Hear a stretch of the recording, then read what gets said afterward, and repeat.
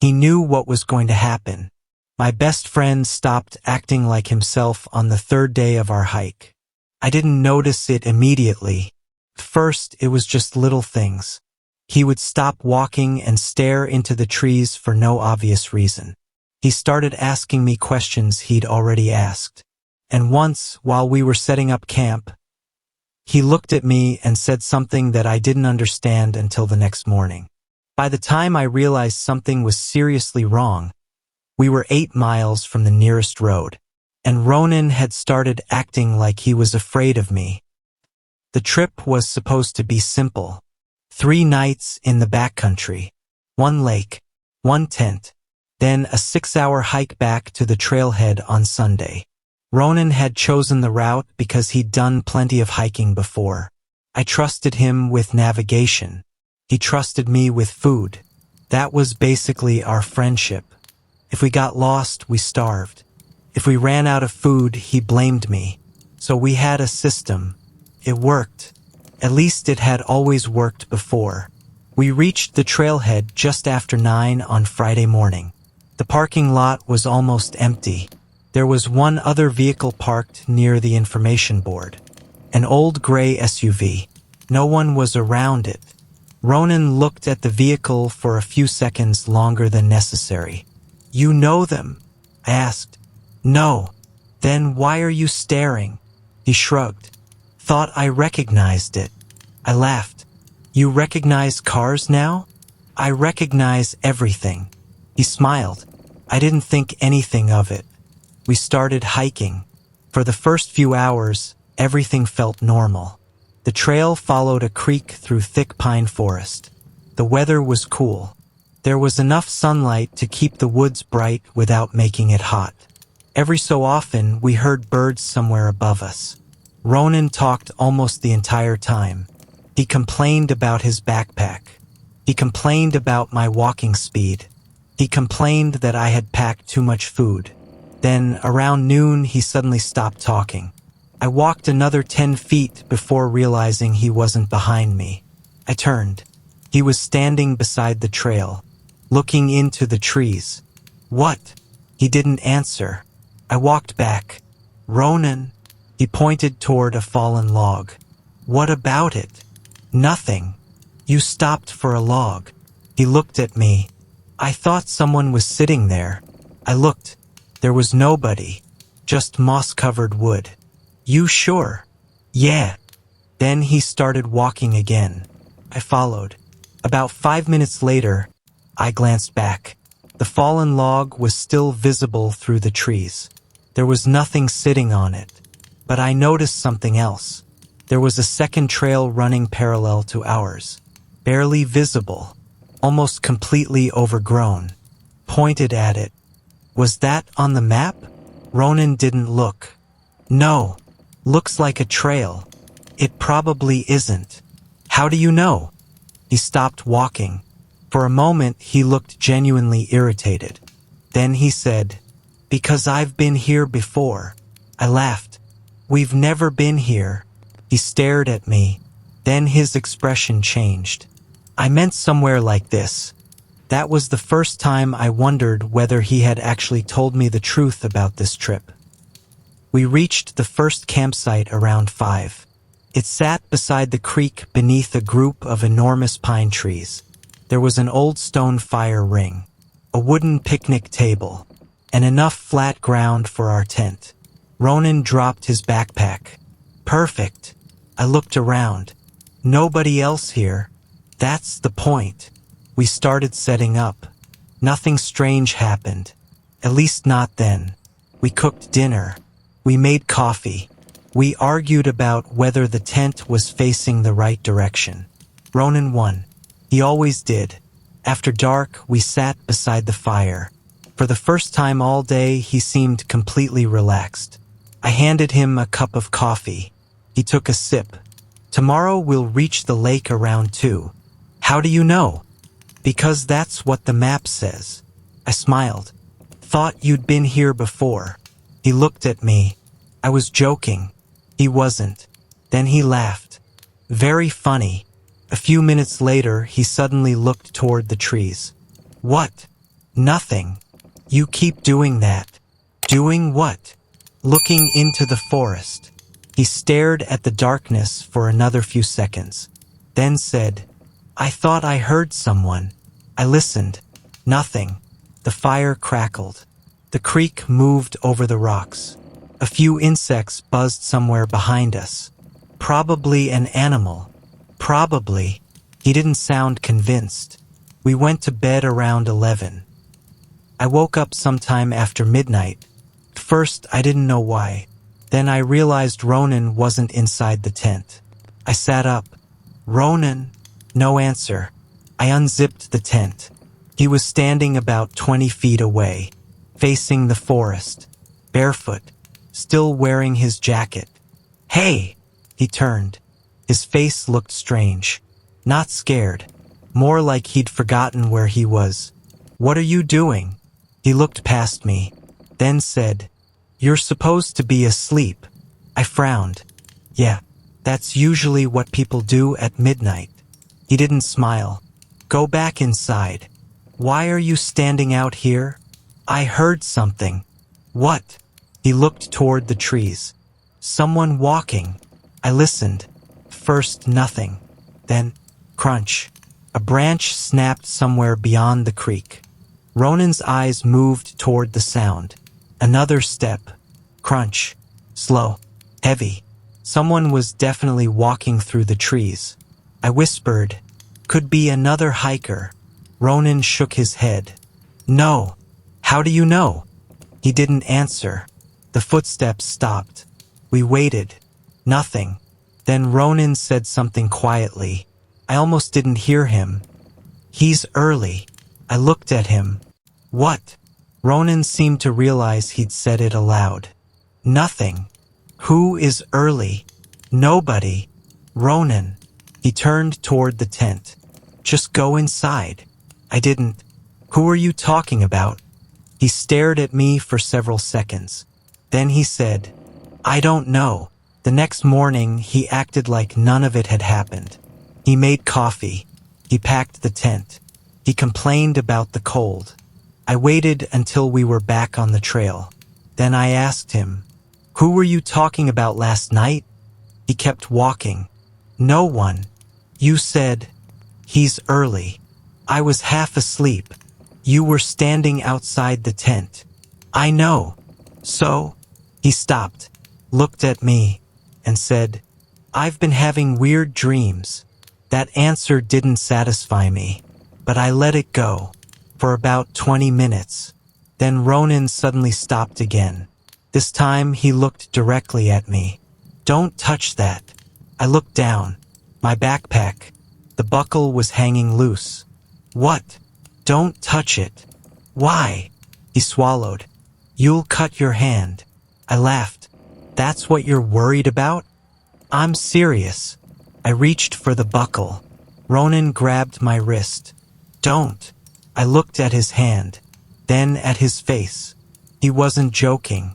Okay. I slowly pulled my hand away. We continued walking. About 10 minutes later, I forgot about the warning. We stopped beside a fallen tree to adjust our packs. I reached down. My fingers caught the buckle. It snapped shut. A sharp piece of broken plastic sliced across my palm. I dropped the backpack. Blood immediately began running between my fingers. Ronan didn't move. He just stared at me. I stared back. How did you know? He looked down. His face had gone pale. I didn't. You literally warned me. I know. So how did you know? He didn't answer. I wrapped my hand in a bandana. Ronan kept staring at the blood. Then he quietly said something that made me forget about the cut completely. I've seen that happen before. I looked at him. When? He rubbed his forehead. I don't know. Ronan. He looked up. And for the first time since we'd started the trip, I saw genuine fear in his eyes. Not fear of the forest. Not fear of whoever might have been walking outside our tent. Fear of his own memory. He whispered, I think I've been here before. And then he looked over my shoulder. His expression changed completely. I turned around. There was nobody on the trail, but about 30 yards behind us, sitting on a fallen log, was the same gray backpack we'd passed at the trailhead that morning. Ronan stared at it, then said, "That's not possible," because he had just told me he'd never seen it before. He had been here before.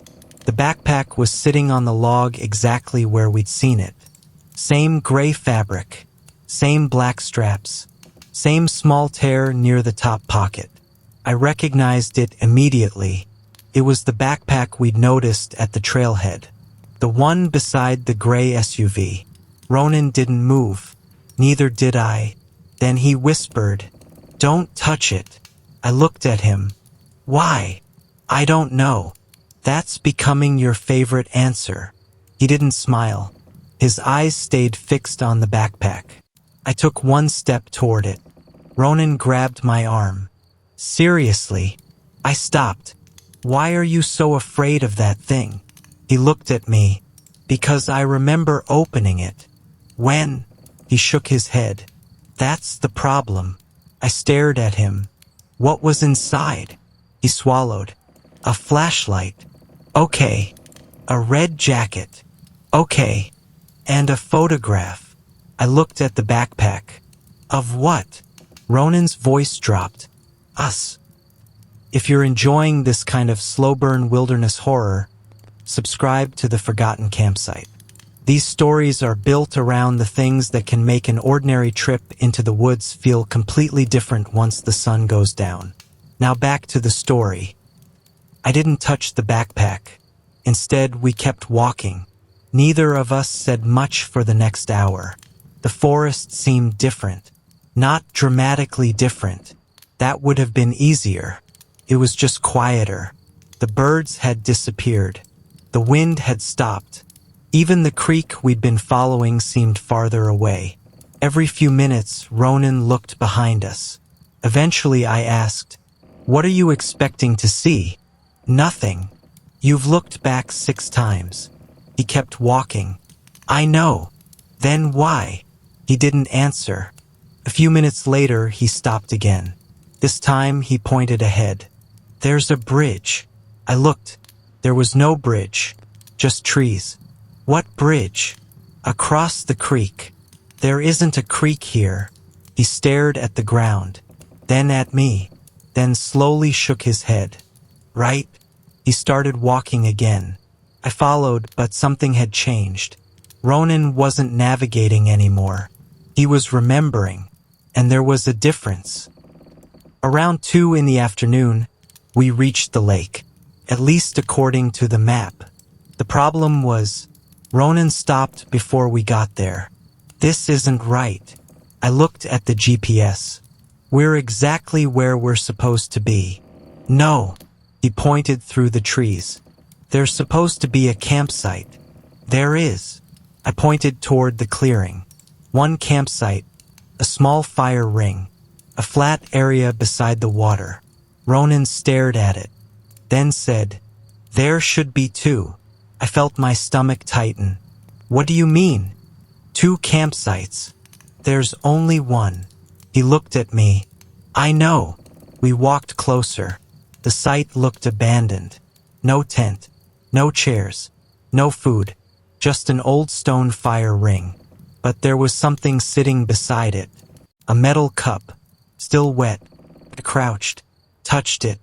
Cold, not recently used. But there was a smell around it. Coffee, fresh coffee. Ronan stepped backward. "Let's go." I looked at him. "Why?"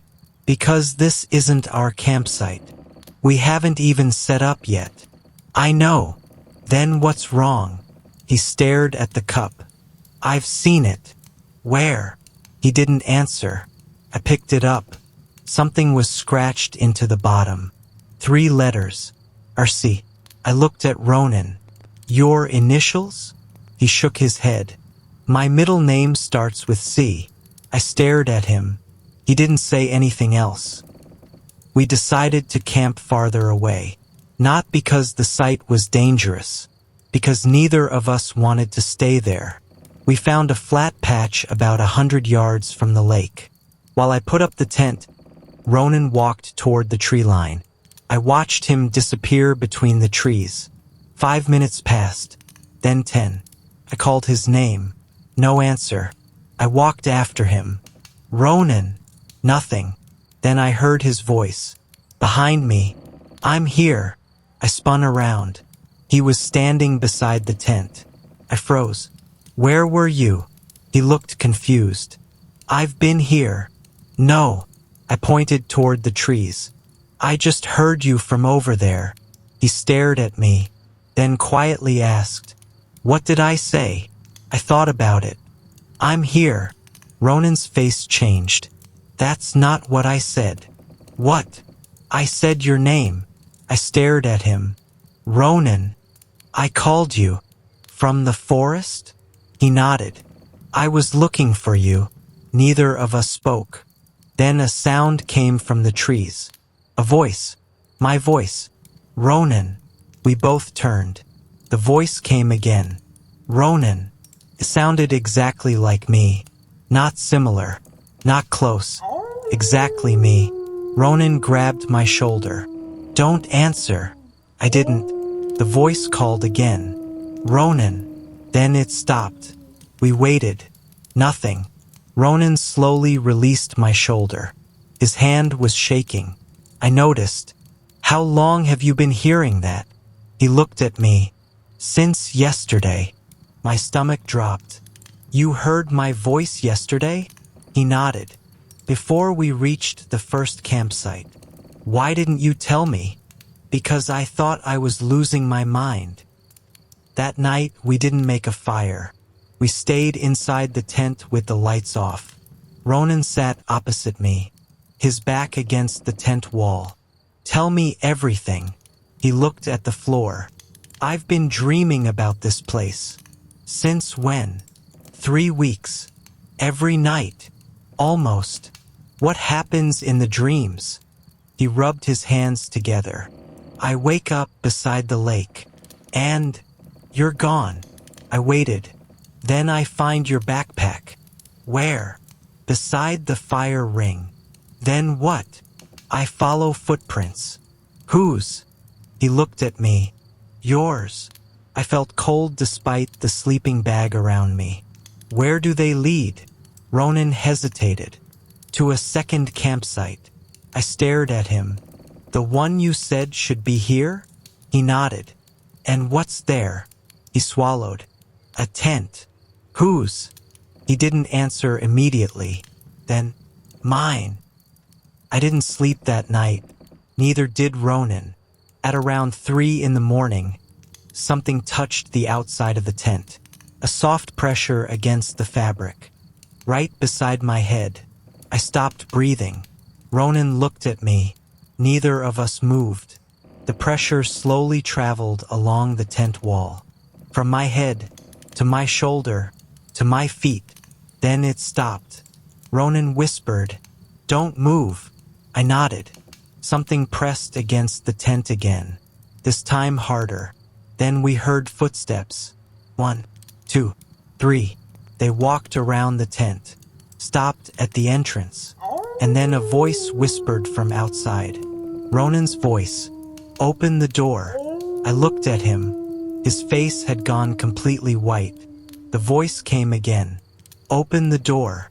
Ronan shook his head. "That's not me." The zipper moved. Slowly. Someone outside was pulling it upward. I grabbed the flashlight.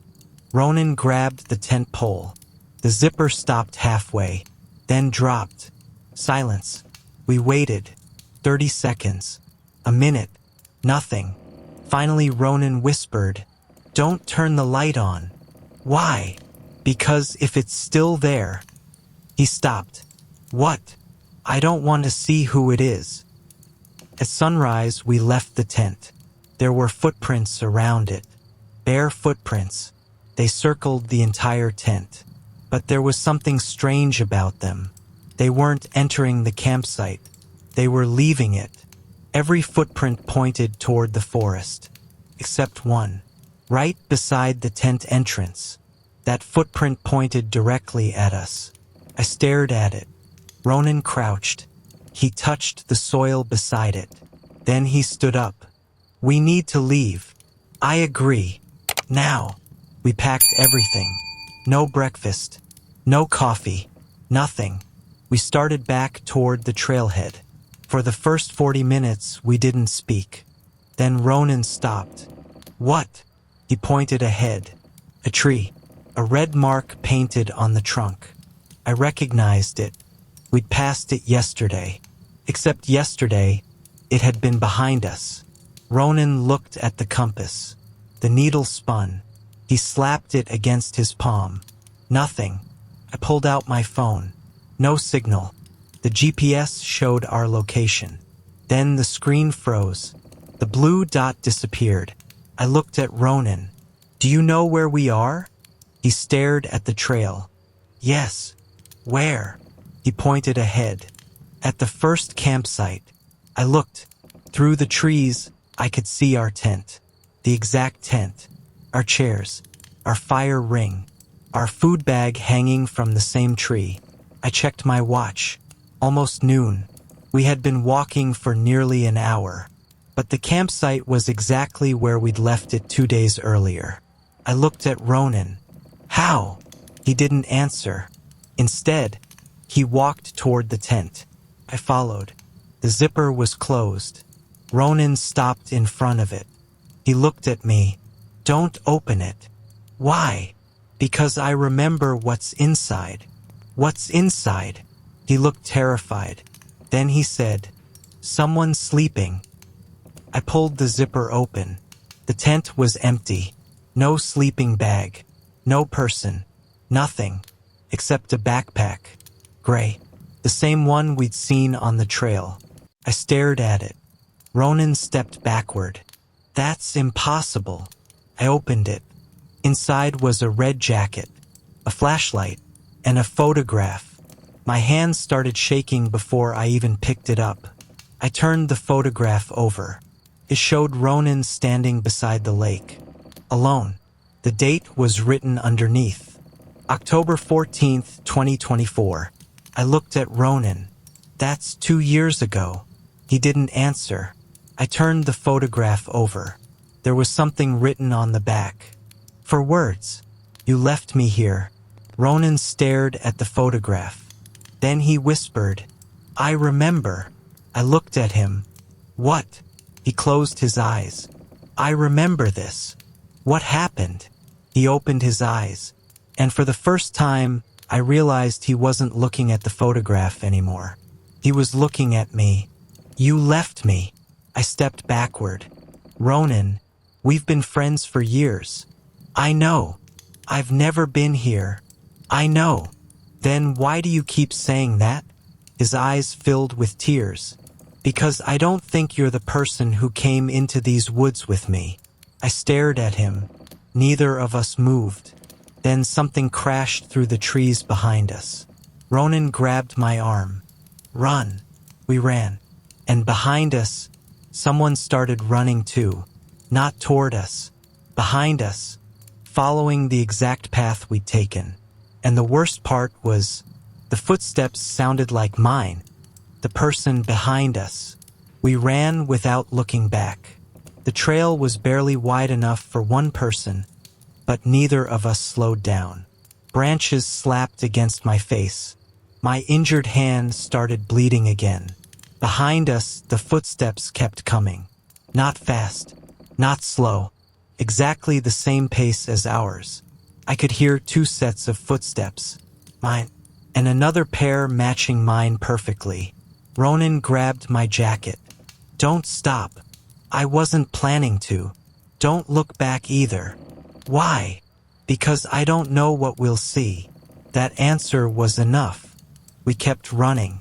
Then the footsteps stopped. Just stopped. I almost ran straight into Ronan when he suddenly froze. What? He pointed ahead. The trail split. Left, right. Neither path was on the map. Ronan stared at both. Then he whispered, I know this. I looked at him. From the dream. He shook his head. No, Then from where? He looked down at his hands. I've walked this before. I felt my stomach tighten. With me? No. Who were you with? He didn't answer. A branch snapped behind us. Ronan looked toward the sound. Then he grabbed my arm. Left. We took the left trail. The forest became thicker almost immediately. The path narrowed until we had to turn sideways around some of the trees. Ronan moved quickly. Too quickly. He wasn't checking the map. He wasn't checking the compass. He simply knew where he was going. After about 10 minutes, he stopped beside a large pine. There was something carved into the bark. A small circle. Inside it were 2 letters. RC. I stared at it. Your initials. Ronan touched the carving. His fingers trembled. I didn't do this. How old is it? I don't know. Then how do you know you didn't? He looked at me. Because I remember watching someone else carve it. Who? He didn't answer. I waited. Finally he said, my brother. I had never heard Ronan mention a brother. Not once. Your brother. He nodded. He died when we were kids. The forest suddenly seemed much quieter. I lowered my voice. What happened? Ronan looked at the carving. He disappeared. Where? Here. I stared at him. You've been here before. He nodded. Once. With your brother? Yes. Then why did you tell me you'd never been here? He looked at me. Because I didn't remember. I didn't know what to say. Then he added, not until we came back. We kept moving. Eventually the trees opened. There was a small clearing, and in the middle of it was an old campsite. Not abandoned. Used. There was a chair, a small stove, a sleeping bag, a water bottle, and a pile of firewood stacked neatly beside a stone fire ring. Someone had been here recently. Ronan stopped. I whispered, is this the campsite from your dreams? He nodded. I looked at the sleeping bag. Where is the person? Ronan shook his head. I don't know. Something moved inside the trees. We both turned. Nothing. Then we heard a voice. Ronan. Ronan grabbed my wrist. The voice came again. Ronan. This time it sounded like me, but it was coming from behind us. Ronan whispered, don't answer. The voice laughed softly. Then it said, you're not supposed to be here. Ronan went completely still. I looked at him. You know that voice? He nodded. Whose is it? He stared into the trees. Mine. We stayed in the clearing for less than a minute. Then Ronan pulled me toward the opposite side. We're leaving. Where? Back to the trail. Which trail? He didn't answer. We pushed through the trees. After several minutes, I noticed something. Ronan was limping. What happened? Nothing. You are. He stopped, looked down. His boot was torn. There was blood around his ankle. I crouched. How did you do that? He stared at the wound. I don't know. I looked at the ground. There was a sharp piece of metal half buried beneath the leaves. Ronan had stepped directly on it. I pulled it free. It was part of an old tent stake. Ronan looked at it, then suddenly stepped backward. What's wrong?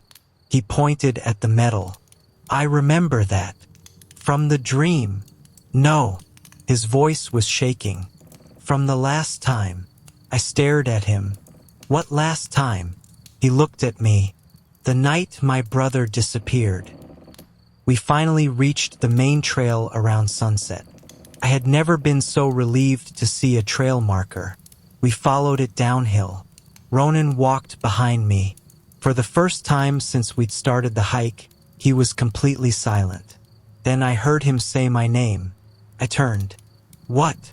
He was standing 20 feet behind me. Nothing. I started walking again. A minute later, he called my name again. I turned. What? Again? Nothing. I stopped. Why do you keep doing that? He looked confused. I didn't. You just called me. No. I stared at him. Then something occurred to me. Ronan. Yeah. Say my name. He frowned. Why? Just do it. He said my name. His voice was normal. I waited. Nothing happened. Then a voice came from somewhere deeper in the forest. Said my name. In Ronan's voice. Exactly the same. Ronan looked at me. That's what I've been hearing. The voice called again. This time it was farther away. Then farther. Then closer. Ronan grabbed my shoulder. We need to keep moving. We walked until it was almost dark. Eventually, we saw the trailhead through the trees. The gray SUV was still there. For a few seconds, neither of us spoke. We had made it. I started walking faster. Ronan didn't. Come on. He stood on the trail, looking back into the forest. Ronan. He didn't move. Come on. He finally turned. Did you ever wonder why I picked this trail? I stopped. What? I told you I found it online. Yeah. I lied.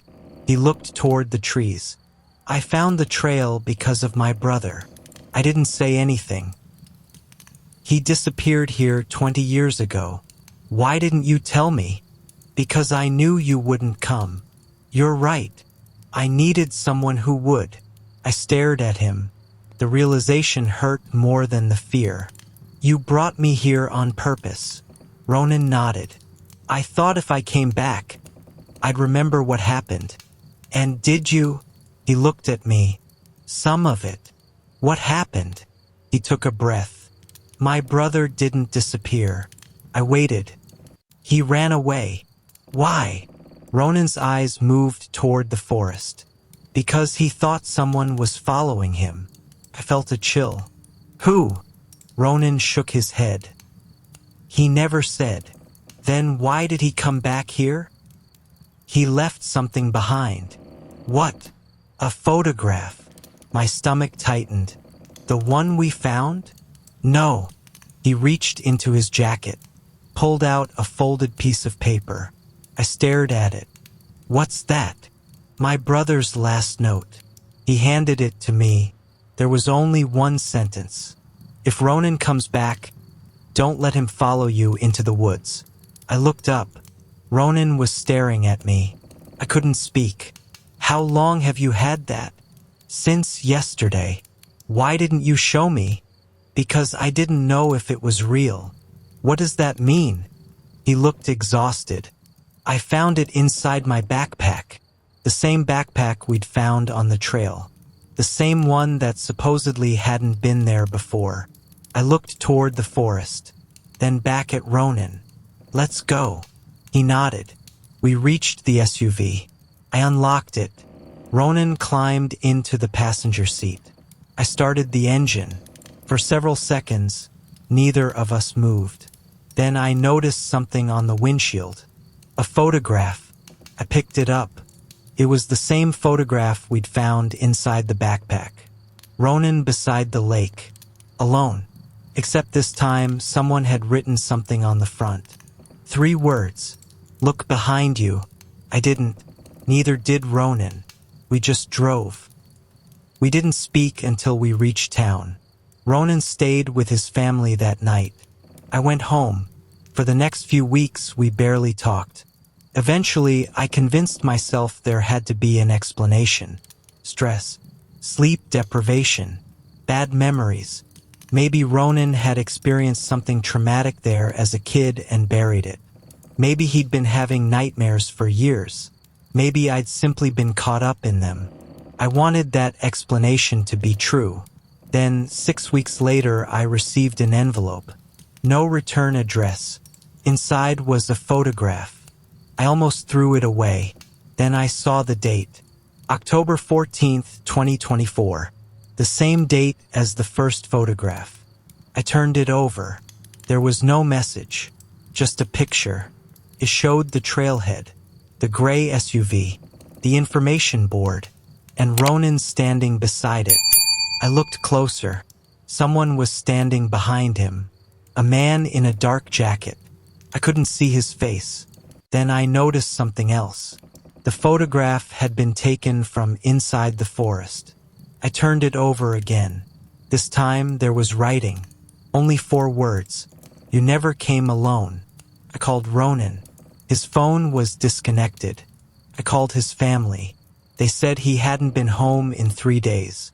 I asked where he had gone. His mother said she didn't know. Then she asked me a question that I still haven't forgotten. Did he go back to the trail with you? I said no. She went quiet. Then she said, he promised me he wouldn't. I never found out what happened to Ronan. Search teams went into the forest twice. They found nothing. No tent, no backpack, no footprints, nothing. I still have the photographs. I still have the note. And sometimes I wonder whether Ronan really was changing on that trail, or whether he was finally remembering something he'd spent his whole life trying to forget. But there's one thing I can't explain. About a year after the trip, I was cleaning out an old storage box. I found the shirt I'd worn on the hike. There was a small tear near the sleeve. I don't remember getting it. Inside the tear was a tiny piece of red fabric, the same color as the jacket in the photograph. I threw it away. 2 days later, it was back on my desk. I haven't touched it since, and I haven't gone camping again. Not because I think something supernatural lives in those woods. I don't. That's actually what scares me, because if Ronan was right, then there was never anything supernatural following us.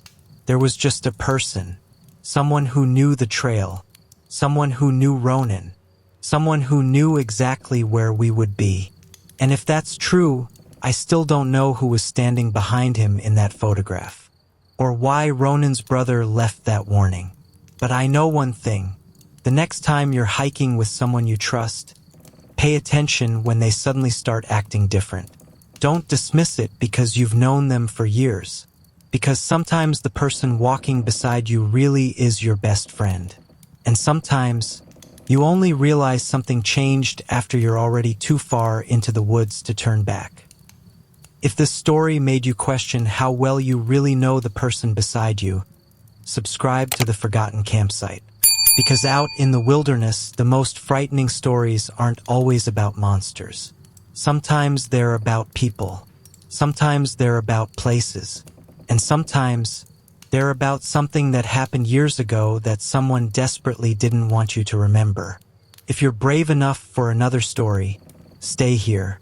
The next campsite is already waiting.